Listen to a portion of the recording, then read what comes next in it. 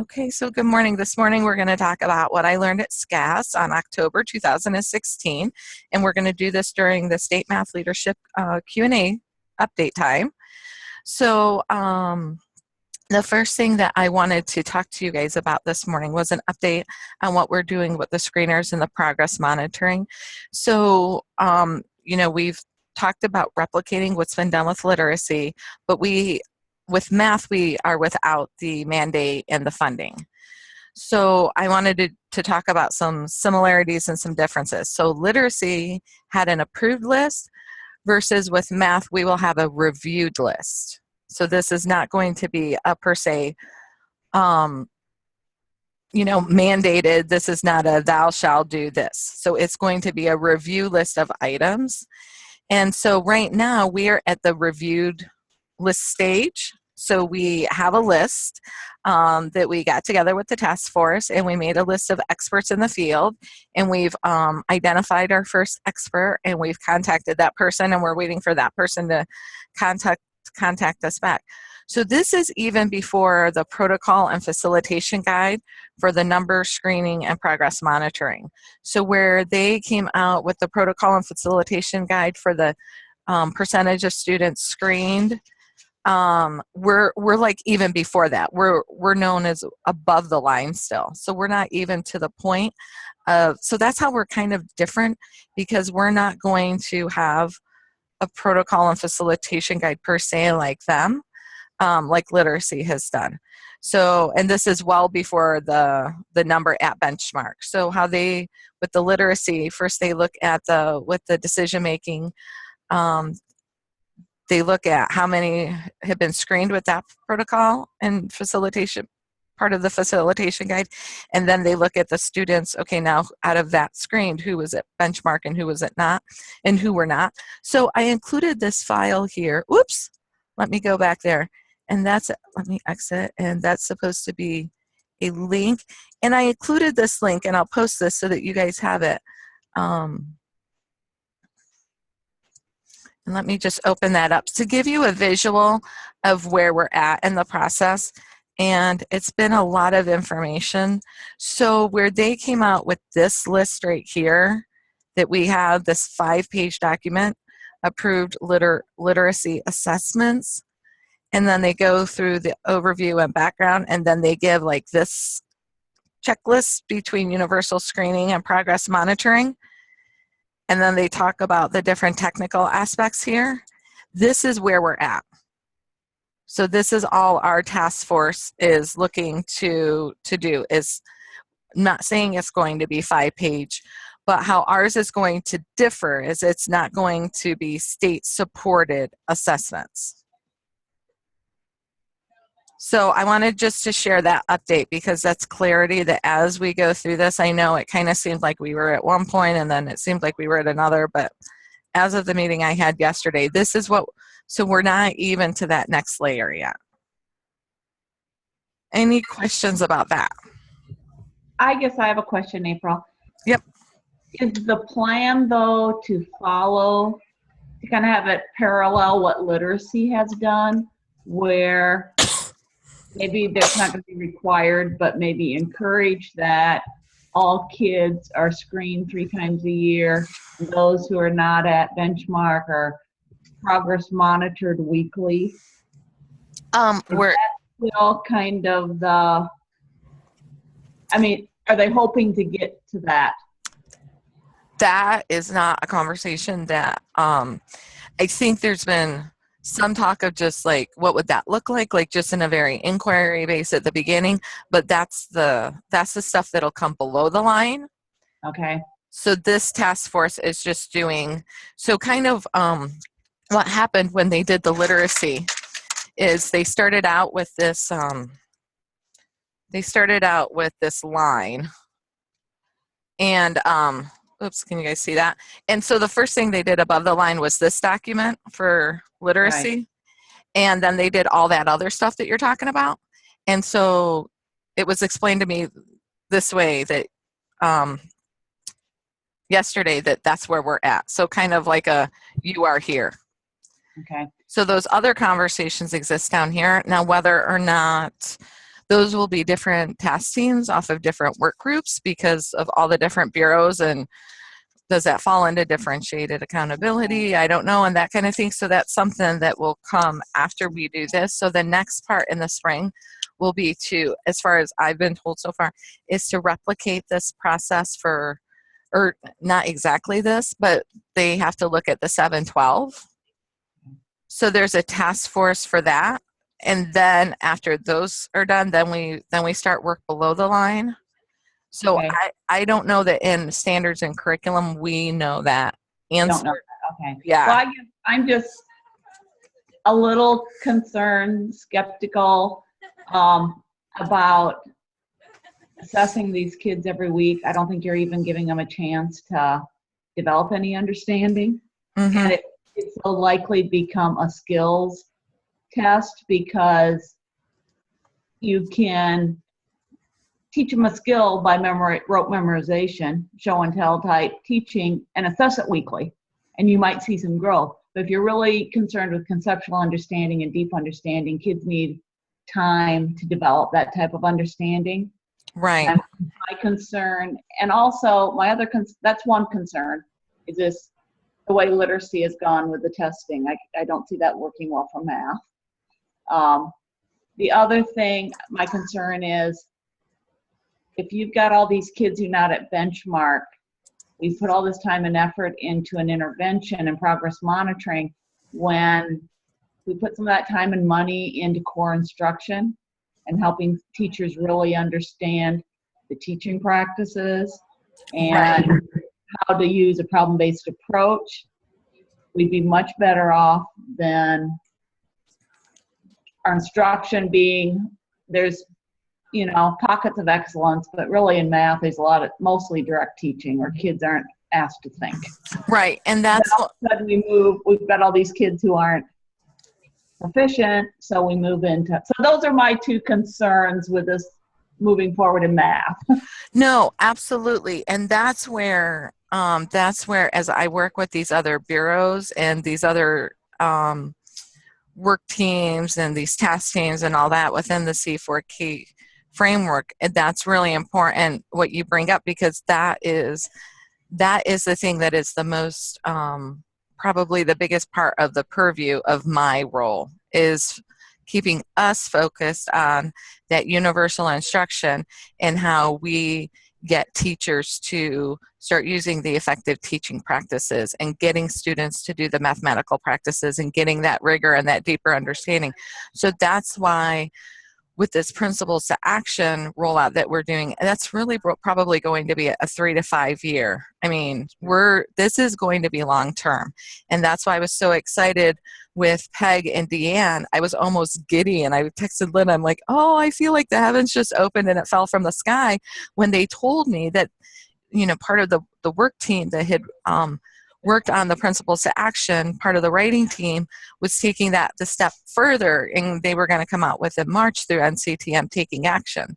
Now, I talked to Diane, the president before Matt Larson. I was with her in Minnesota and SCAS, and I asked her, I said, are you guys going to do the same thing for the taking actions that you did for principles to action? Because part of what we do at SCAS is we get up, and as states we say what we're doing. So one of the I talked to them about, we've got the website, we're doing principles to action, and we're gearing up for smarter balance. And I told them what our long-term goal was with principles to action. And of course, Diana was beaming, because she was actually there for Matt.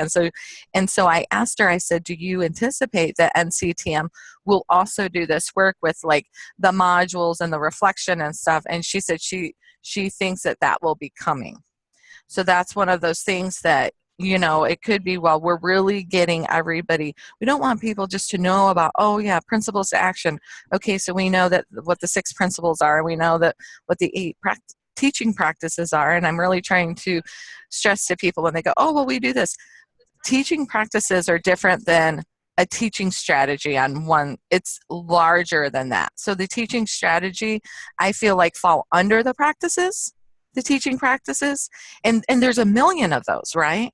But we really want to focus on these 8. So we are going to beat it, like, it is like going to be our mantra. And we are going to hopefully continue and have the resources to do that. Now, when we have PEG and DN there, if they say, oh, no, we're not going to go that direction, because I'm going to keep asking the question every time I have the environment to, okay, are you guys going to do this like you did for principles to action? And if it looks like they're not, then that's where we might have to do something so that we can carry that on in the state. But there's not been a state yet that's done a full rollout of principles to action and committed to it. So, and you all have my commitment to you, because I'm so passionate about this, because there's been some other opportunities that have floated by, and I have said no, and I said something to my husband. I'm like, am I being foolish? And he goes, no, you made a commitment 3 to 5 years. And he goes, I think you're going to be happy if you really see this through. So I am saying it on a recording. I am committed, unless, knock on wood, something happens with, my child, my family. You guys have me. You're stuck with me. So that's where we're going. So this isn't gonna, definitely, we're just gonna keep beating this. And I've been promoting this so much. We already have 100 people signed up for our training in June, which I think is kind of exciting, because it's only October, right? Yeah. But I have presented it at SERV. I've presented at the college conference. Where else did I blasted it someplace else too. And then I've also asked to possibly get some time at the Curriculum Director Network. And also, brutal as it sounds, I'm going through, it's a lot of work, but I think once we have it, we'll be really happy that we have it. I'm going through the individual districts, making a list of who it seems are their teachers at the elementaries and middle schools and high schools, sending that list to their principal and saying, can you please update, hi, I'm April 4th, blah, blah, blah. And, can you update? And the response has been amazing. They're like, oh, yes, here. And don't forget about this special ed person. And now this is our instructional coach. So I hope after establishing those lists, and then we can hopefully at the first of the year start promoting it more once and we have a lot of districts. It's taken me a little bit. But by emailing their principals and their principals emailing back, I'm kind of taking it that, their principals are okay. I've not had very many people, I think people are just getting to the point in time where we're just getting used to more digital data coming in our inbox and being able to filter our skill sets getting better, and being able to hit delete. So far I haven't found anybody cranky saying, hey, don't email me, So, but there might be some, we might hit some and we'll be like, okay, we won't email you. So I'm hoping that we can really, be able to promote this more and push this out to where, eventually every teacher knows what the principles to actions are. We're also going to be doing it in the pre-service teacher network, which I said we're up to 25 colleges. I reached out to all the colleges to try to get a contact person and tell them what we were doing. And yesterday, after I presented at the college thing, I had 3 colleges that had not responded, but then I got emails back and saying, oh, you reminded me of the email that you sent, and here's our contact person. So establishing those.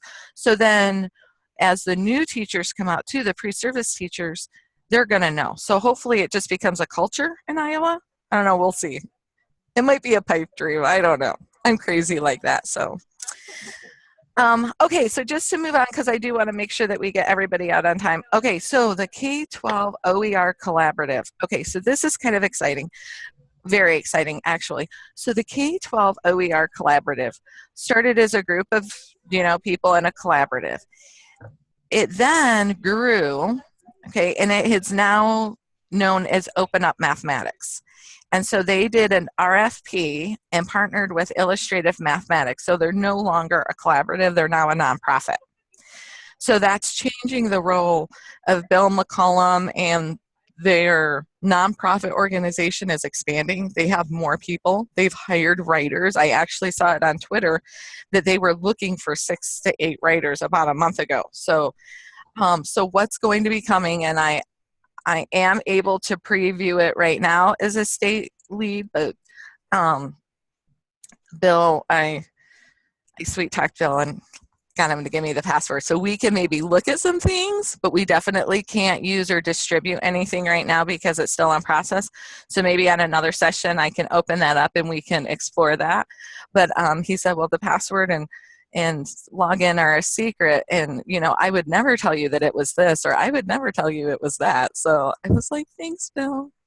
So what's going to be in there, though, are student materials, teacher materials for digital classrooms, teacher materials for print classrooms, and family materials. So they're talking that the 6 to 8 will be released in March. Then they think as they secure more funding, they're going to work on the high school. And I said, Bill, why did you guys start with middle school with the 6-8? And he said that's where it seemed like the greatest need was for support with the standards. And then they said now they're hearing that the greatest need is in high school, and then they're going to do K-5. Now, how their nonprofit is going, now how they're going to try to sustain themselves is there's a PD component. So school districts, EAs, whatever, they can set up and contract and have the team from Open Up Mathematics come and train the people on the PD. I said, oh, and then the people that you train would then be able to go out. And they said, we're still structuring that. So they didn't want to commit. They didn't want to say something before. So that's very much in progress and a fluid thing. So that's exciting because eventually there will be really awesome materials that will align to the standards, the mathematical practices, and the teacher practices. So April, is this what's being, the 6-8, is that being piloted now? Yes, that's what's being piloted. And then it will become public in March? Yes. Okay. It'll be free. The name of it. I didn't never. Okay. Yeah, it was just the K-12. I knew there was a collaboration going on, and it was all kind of unsettled still in May before they officially announced there was that partnership and the illustrative mathematics had gotten the RFP. I think everything was in transition going from the collaborative to the nonprofit. What does that look like? Who are the players? You know, there's always that. So is it going to be kind of what you would call a complete curriculum that might replace a textbook series?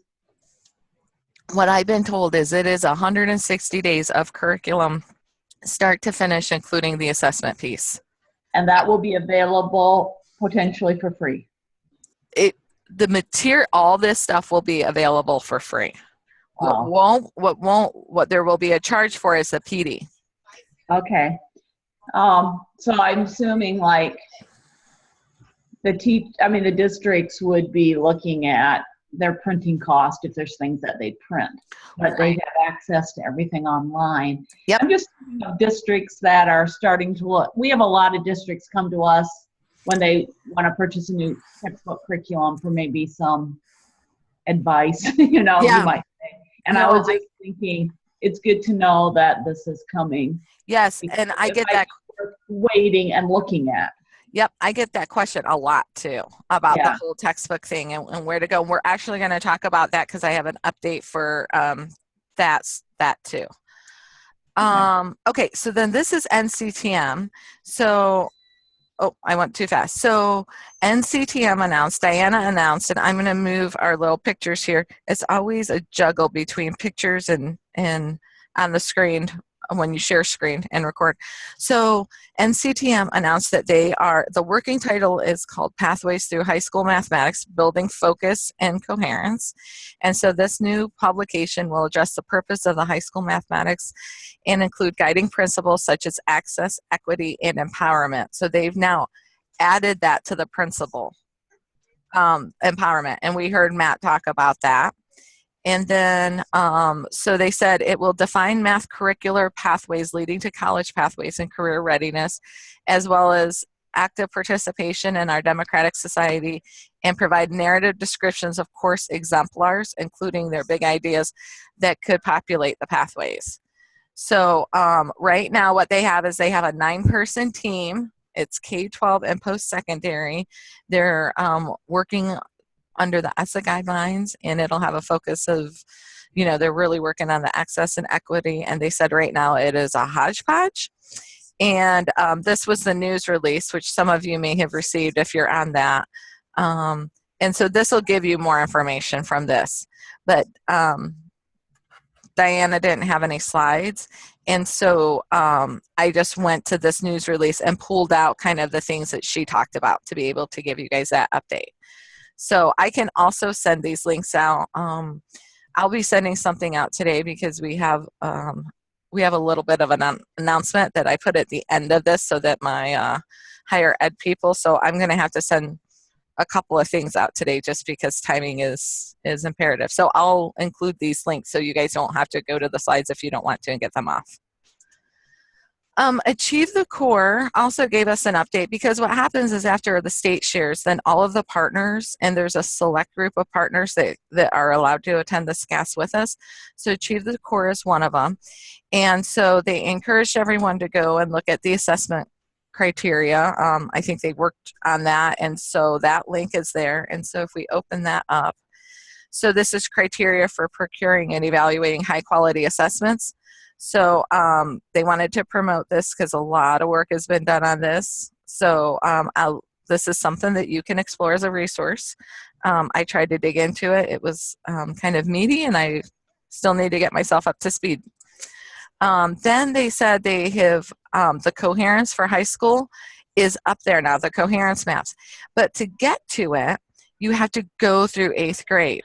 And that was a little tricky. So when you go to the coherence maps, and then, so you don't, because I was like, Shelby, you said high school's done, and I don't see it. She goes, you get to it by going through the 8th grade.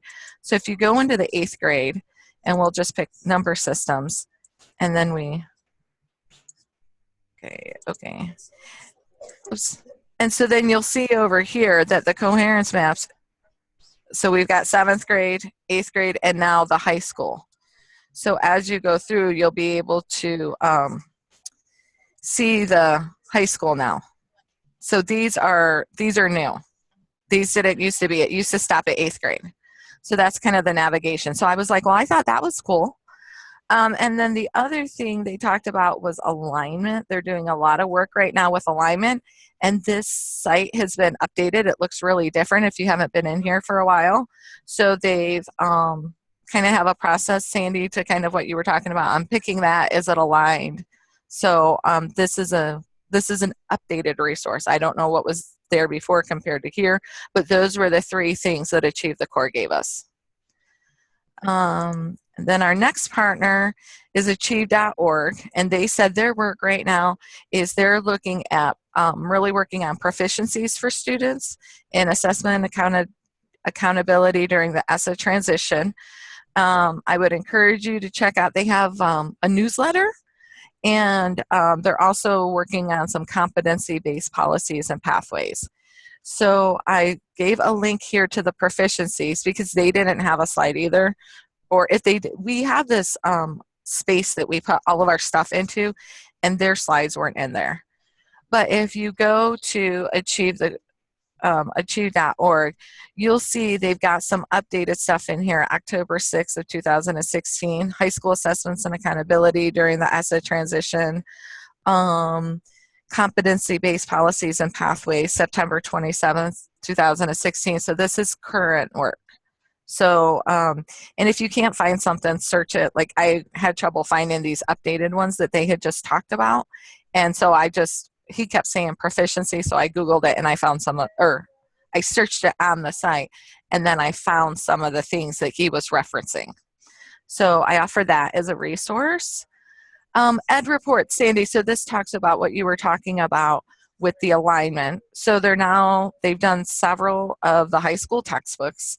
They highlighted some of them here, and they said they looked at 14 that were traditional and integrated, and they said that Core Plus Mathematics and by McGraw-Hill and CPM, the integrated and traditional fully met their alignment and usability criteria. And then Carnegie integrated the traditional, and Eureka Great Minds partially met it. And then these other ones did not meet their criteria. So many, I think of probably the ones that we have many of our classrooms using. So we're getting more information about that. And so I would encourage, and when districts contact me, I send them to there because they are recognized as one of our partners. And I don't know of anybody else doing this work better than them right now. So I know some people say, oh, well, they don't agree with all of their criteria, but it's where we're at right now. So they had an ask for us. So part of SCAS is we go and we share, and then we can have an ask for others. And we actually put it all on a Google spreadsheet and try to collaborate. Like somebody had an ask about mathematical modeling, and it's just been a side hobby passion of mine. So I had like a ton of stuff that they didn't know about that I could share. So we try to network that way. But their ask was they're looking for more educators in the field to join the review team. So they actually have educators that do that. So they said, if you would just spread the word. And then also that they have a forum that they share their experiences through. And they said, just tell your colleagues and share the reports. So that was their ask from us. So if you're interested in learning more about that process, there's probably some sort of PD or something that goes along with it. So you can check that out. Something that was shared with us, and we actually had a couple of professors from Pittsburgh that presented to us, and something that they shared with us was SAGE journals, which is it's kind of like an OER, but for journals. So this is peer-reviewed, open access to journals published by the American Educational Research Association, and it emphasizes rapid review and dissemination of high-quality education research and articles that are published on a continuous basis as they are accepted. So this was something I thought, I was like, oh, I'm sure higher ed will be interested in this. And those of you that also, when you collaborate with higher ed and as you're doing that work and looking at your research, it's just what they recommended as a tool. And it was Mary K. Stein and Richard Carenti who were there, and that's what they had shared the SAGE with us as far as someplace to go. And it was funny because, I'm still trying to get up to speed on everything, and I had a breakout session or a group discussion with Mary K. Stein and about 6 other people, and Richard was there. And I texted Lynn and I said, I'm here with Mary K. Stein. How cool is that? And she's like, oh, hashtag so jealous.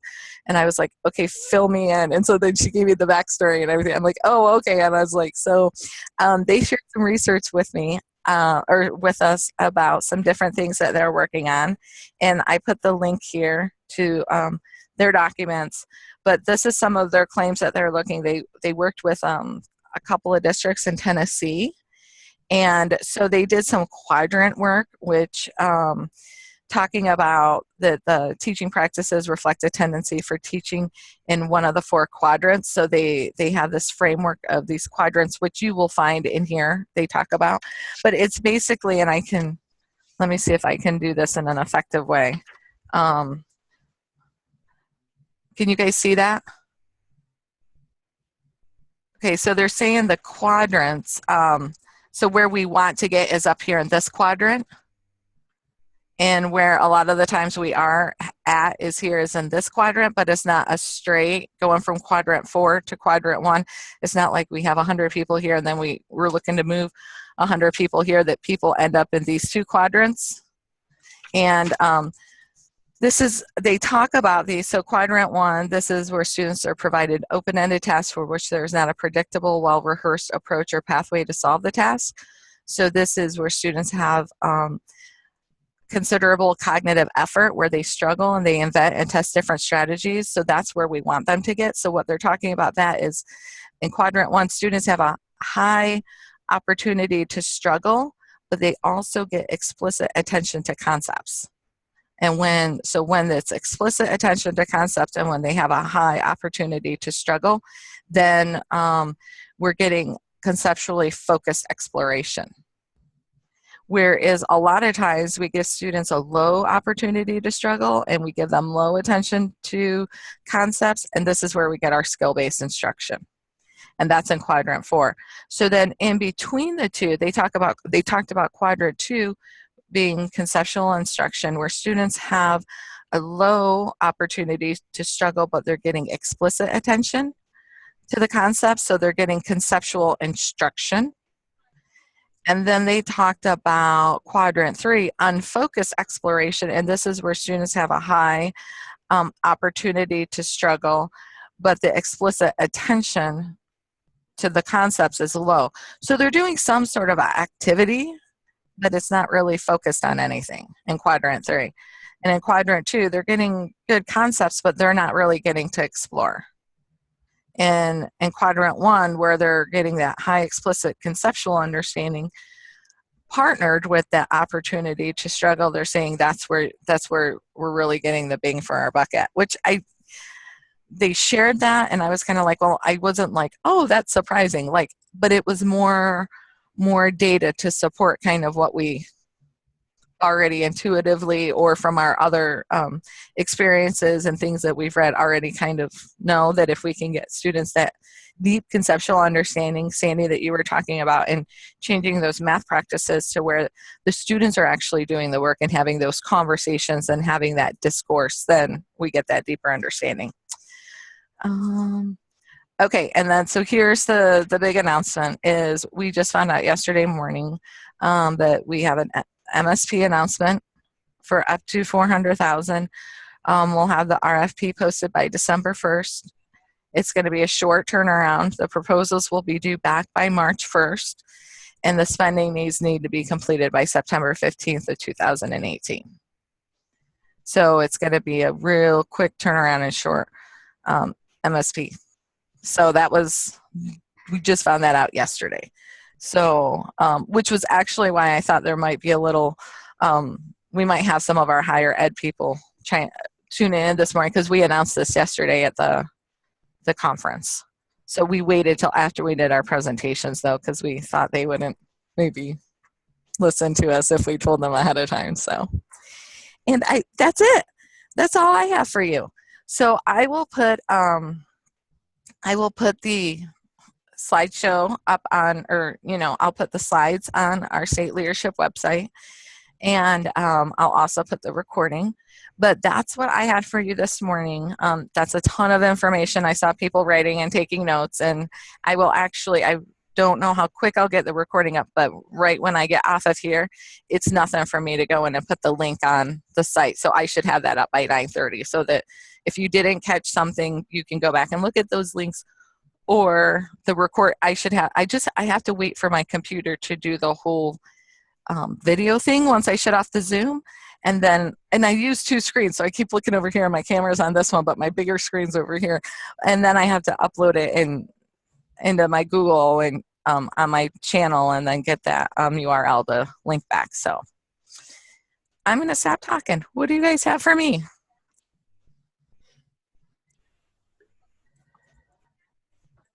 Well, thank you. This was informative. The quadrants you were talking about, do you know if they've done any correlation, like with the rigor relevance framework and those quadrants? I don't know. That used to be in the old Iowa core. I don't know that they've done any of that. Okay. And Lisa, you're from higher ed, right? Yeah, Mount Mercy. So you're okay, talking about, you were at ICTE, is that what you're referring to? Yeah, I was because I was like, wait a minute. I'm like, Lisa looks familiar. Yeah, I should have put my last name in there. I'm at Mount Mercy. Okay. Yeah, that's what I was like, it kind of looks like, yeah. So yeah, I saw you at ICTM a couple weeks ago. Yep. Yep, and I added you to the list and everything. But yeah, so, okay. So well, yeah. Thank you for this meeting. Very informative. I really appreciate you doing this. It helps to hear what's going on. Yes, and so we're just going to try to do this more, because I get all this information, and I'm just like, so I'm looking for different ways to disseminate it. And, I found a new hobby this week. You needed a new one? I needed another one. Well, a couple of weeks ago, I attended a Twitter chat just because I was trying to force myself to grow out of my comfort zone a little bit. And so I attended one, and I was trying to do it on my phone. Epic fail. And because you can't keep up on your phone. So I get on my computer, they're like, oh yeah, it's hard to do. And so like, it's great because you're like talking to everybody, and somebody hosts it. And so they'll say, okay, here's question 1, or we'll do it around an article, like read this before tonight. And then somebody will throw out question 1, and then other people will respond with like A1 and, oh, we do this and we do this. It's a great way to just network and find tons of different things. So when I got back from Minnesota and got over to the base and got checked into my room and stuff, I jumped onto one late. Well, then in doing the responding, well, somebody I follow, Pete Hall, he had been at our TLC conference here in Des Moines last summer, and so I followed him. Well, he was on another one. So then I'm doing two of them. Well, as it turned out, the one that, oh, and I got to pull up another screen because it was somebody actually from Northwest AEA who was hosting it from Sioux Falls over there. And yeah, she's over at the Northwest. She's a consultant over at Northwest, and I'm like, oh, how funny! You know, I just stumbled in and I found her, and so we're actually gonna then we have a Zoom session set up. She knows Janelle, and so we have a Zoom session set up so that we can she can coach me up on doing some Twitter chats. Maybe we'll have our own Twitter chats. And then last night I found, and this is amazing too, if any of you want to explore. Just going to open this up for you because I might get an error. Oh yeah, it doesn't like that I drug that over. Hang on, let me copy that because I didn't know that this was such a huge thing. I thought, oh, you know, this is cute and, you know, we can maybe explore this. This thing is huge across the country. So. Hi, everybody. Hello. And so I found this Google site that's a calendar of education chat calendars across the country. And so there are education ed chat or Twitter chats that go on. I mean, you can just see how huge this is when you're seeing like all the different Twitter chats that are going on. I mean, this is Sunday. And then here they all are for Monday, from Monday evening. I mean, English, inclusion, kindergarten, everything you want, possibly. So if any of you want to like go on this journey with me, I learn a ton of stuff. So see, we have one on differentiated instruction. It's the first and third Tuesdays. So somehow this website, and I can put this at the end. I'll maybe add this slide. But I had been kind of hanging around on Wednesday evenings and trying to go to like the NCTM ones and stuff. But they ton of education. Anything we wanted to know about digital citizen chat. So tons. I mean, when I realized how big, I'm like, okay, Iowa, we need to figure out this Twitter chat thing. How come we're not doing this? So. Other questions or comments or things that you guys want to share for the good of the cause with the group?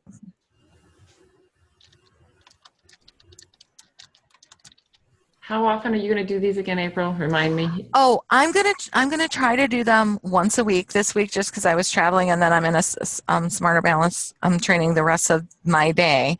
Then I only had this morning. This was the only time. So this is the 1 week. But I'm going to try to set aside 2 hours a week at different times, different days if I can, so that sometimes maybe, you know, some of us have set schedules and it's like, oh, well, if she always does it on Friday mornings, I'll never be able to go. So I'm going to try to bounce it around. But I'm going to try to make myself available for 2 hours like this. And then we'll record the second one because the first one, they brought good things up and then the second one was better. Like, this is my third one. This was way better. That first one was a little dicey. Okay. So, yeah. Thank you. Yeah. And we'll get those in the email, I'm sure. Yes. And I'll remind everybody with the emails. Yep, for sure. Okay. Great. Thank you. You're welcome. Thanks, April. You are welcome. So I'll stay on here if there's no other questions, but if you want to talk to me individually or you have questions, I'll hang out for a while. So. Hey, Sandy, are you still there? Yes, I am. Sorry, everybody. Sandy, I need to talk with you quick. Where can I call you? I can send you a Zoom invite right after we're done here. Perfect. April, I have questions, but I'll get in Okay, touch sounds with good. you since I was late. Oh, okay. No, go ahead, Okay. because we have time. I mean, unless you need to go, I'm good for another 15 minutes, so I have to go to my next thing. No, I'm curious about the MSP grant, and I'm sure you guys had talked about it already. Yep. Nope. Here's all I know about right Mhm. now is this is what. Oh, can you still see my screen, or did Yes. I? Okay. So this is the only information I know at this time. I believe we'll have an email coming out today, just because since it's math and science, Chris and I have to do things together. Like, we need to make sure that we understand. Like, I don't want to tell you guys something that's not correct with, and I'm so blessed to have her because she has higher ed experience, and so she is helping me to make sure that I'm doing well with this process. So we're going to do that email this morning between our 9:30 and 10 o'clock window before we go to our assessment training, and then we'll push that out sometime today to Okay. the leadership team. And then, yep. And we're also, so you're going to get that. You're also going to get, I'm sorry, you're going to think, oh my gosh, what's this girl doing? You're probably going to get about 3 emails today. One will be about the MSP. One, I need to send something out about the math task force, because we're sending out a survey. And then I'll do a separate one of my top 5 stuff of what you Uh-oh. guys, so I know you're going to get, I know, I'm sorry, I try not to, but sometimes I get piles of stuff. So people just have to be, if they don't want to know, just hit delete. It's not hard. It's just an extra click.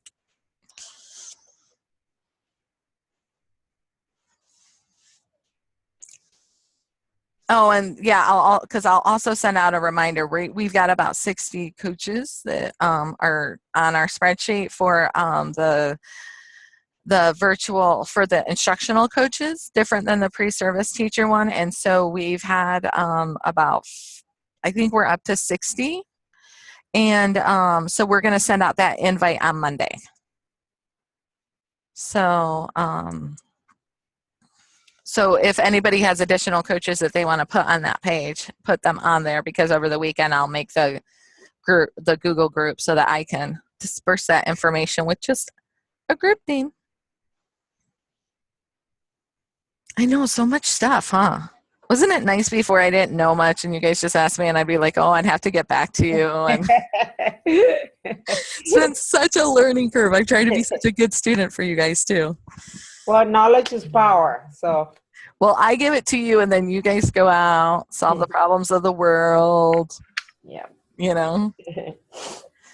So, and that's one of the things I shared at SCAS too. Like, some of my counterparts in other states, they do a lot with policy and everything. And I said, I really feel blessed to be in Iowa and be able to, with our structure here at the DE, like, yes, that impacts what we do. And yes, we network with people in other divisions, but I really feel like a lot of my role is to be an instructional coach to you all. So it's kind of like I'm still doing what I love to do, helping people and helping them, to be the best that they can be. But because I really am kind of a behind the scenes person. I really am. I'm getting better about speaking. I did much better yesterday in front of large groups of people, because there was like 150. That's been the largest group so far. And I was like, still get that, quick heart rate, and, it's like, did somebody turn the furnace on in the room? But getting better. But I shared with them at SCAS that I love that when they get up and they're doing all this other kind of work on stuff, which does impact education, but not in an instructional coaching sort of way. And I said, I just feel so blessed that I was structured the way it is, and I get to do what I do, and because I love it. So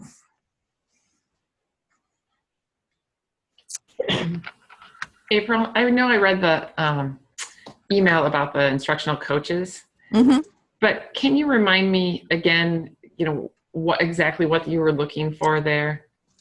So what we're doing is we're just looking for ways to connect. This came from actually the instructional coaches that were on the state leadership team in the spring, and they were starting to talk about and recognizing the fact that we have, and it came from two of our coaches were from the urban 8+9. That's urban 8+9. So 2 of our coaches are from our bigger districts, and we were starting to talk about how we have many coaches who are not, who are supporting math, or who maybe don't have great math, or not great math backgrounds, but that they have, that's not their area of certification. But so how to get them information and to help the coaches in the larger districts. Well, I guess 3 were from the urban 8+9, and how to get them the information that they can then disseminate to their coaches even. So it could be for current instructional coaches that have been instructional coaches or curriculum coaches in districts, because there's a lot of different animals. It could be for the new, and it'll be a little different. Like, I give you guys all this as the state leads. Like, this will not be, like, I won't do something like that. We won't do something like this. So working with some of the coaches, we've set November is going to be an overview of the 3 focus points for the state. As far as we have this website now, so you don't have to Google everything or take everything from Pinterest, that we're gearing up for the principles to action, and then we're doing Smarter Balance. So we're going to do an overview in November, and then in December, based on some feedback that we have, we've said that we're going to do Smarter Balance in December, because that's growing to be a hot topic very quickly in the field. And then in November, we're going to give them a survey, and what they give us from their need in November will then dictate what we do in January. So we're going to try to do it organically and authentically, but at the same time, like, we can't just show up and be like, oh, hey, what do you guys want to talk about today? We want it to be quality. So that's kind of what we're doing. So that group will form like what their needs are. So we'll try to hit. And so we'll do that 2 different times a month, and we're going to record it to try to preserve that learning. And Comfort, I got to give her props, because she was a big motivator to get me to do this. And then I started thinking about, well, what would that look like for pre-service teachers? And, and it might evolve too. And Lisa, this is something too that I started thinking yesterday after I presented at the conference. We might even end up to where we have a higher ed one that's different than pre-service teachers, where higher ed can, right now I'm just including that in the state math leadership team. So I don't know if we need to parse that out. I don't know. That's what I was curious about as well, because the information you're talking about is stuff that I would benefit from hearing, just as somebody working with the system, bringing pre-service teachers in. Right. So that was something between our conversation at ICTM, and was that, okay, maybe we need, and now that, and before I only had higher ed that was on my leadership team. So now that we're up to 25, now that I have those contacts, I could find another time to where, where it is just more of these sort of announcements, or it's when we have announcements, and that's different than, so yeah. It's kind of a long answer. It's growing. It's just like, it's in flux right now. It's flexible and trying to meet the needs of all my learners. So you guys are great though. I mean, I cannot say enough about, I do. I have an awesome, and that's what I said yesterday. I said, I have an awesome leadership team. Like, you guys have been so patient with me as I get up to speed, and I'm still not up to speed. I still have so much to learn. So.